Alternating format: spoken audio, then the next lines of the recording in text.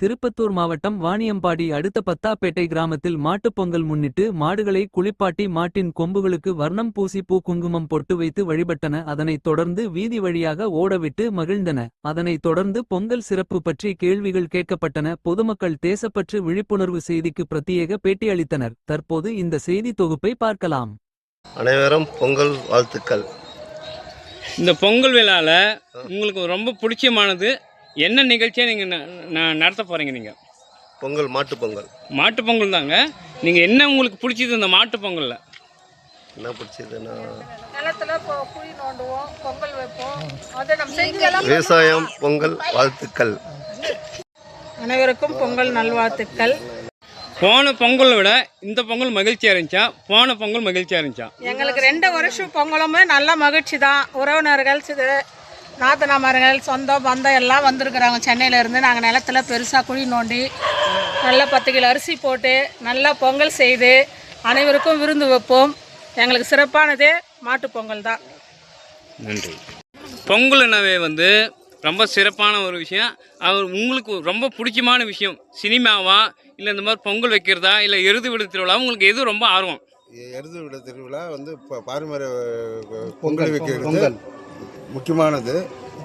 அது உண்மையை பொங்கல் வாழ்த்துக்கள். ஹலோ, பொங்கல் வாழ்த்து. நாங்கள் மெட்ராஸ்லேருந்து மாமியார் வீட்டுக்கு வந்திருக்கோம். பொங்கலில் உங்களுக்கு பிடிச்ச விஷயம், ஒரு நல்ல விஷயம் எந்த விஷயம் நீங்கள் சொல்கிறீங்க? இப்போ பொங்கலுக்கு நீங்கள் வந்திருக்கீங்க, இந்த ஊருக்கு வாணியம்பாடிக்கு வந்திருக்கீங்க, சென்னையிலேருந்து வந்திருக்கீங்கன்னு சொல்கிறீங்க. அதே போல் இந்த பொங்கல் விழாவில் உங்களுக்கு எது ரொம்ப பிடிச்சது? பொங்கல் தான் பிடிச்சிருக்கு. கிராமத்தில் பொங்கல் தான் பிடிச்சிருக்கு. ஓகே, இப்போ சொல்லுங்கள், எங்கேருந்து வந்திருக்கீங்க நீங்கள்? நான் சென்னையிலேருந்து வந்துக்கிறோம். சென்னையிலேருந்து வாணியம்பாடி வந்திருக்கீங்க. உங்களுக்கு இந்த பொங்கல் 3 நாள் மாட்டு பொங்கல், பொங்கல் காணும் பொங்கல்னு இருக்குது.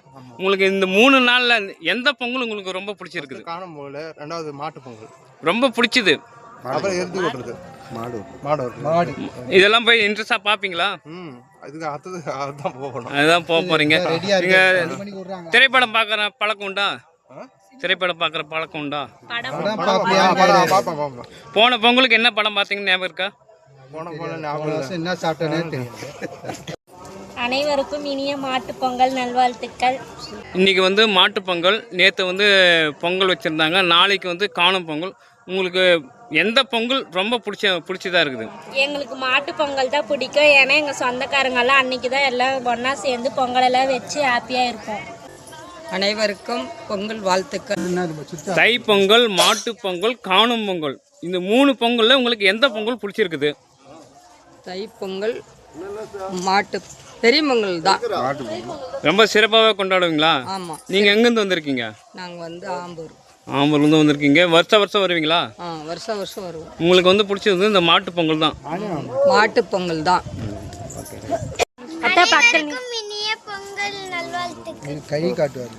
என்னம்மா படிக்கிற நீ? 6th standard. நல்லா படிப்பியா? பொங்கல் வருஷம் கொண்டாடுவியா? உனக்கு எந்த பொங்கல் பிடிச்சிருக்குது? மாட்டு பொங்கல். ஏன் தை பொங்கல் பிடிக்காதா? எல்லா பொங்கலும் பிடிக்கும். சினிமா பார்க்குற பழக்கம் உண்டா? எப்பனா தான் பார்க்குவேன். யார், எந்த நடிகர் உனக்கு பிடிக்கும்? விஜய். லாஸ்ட்டாக அவர் என்ன படம் நடித்தார்? ஜனநாயகன்.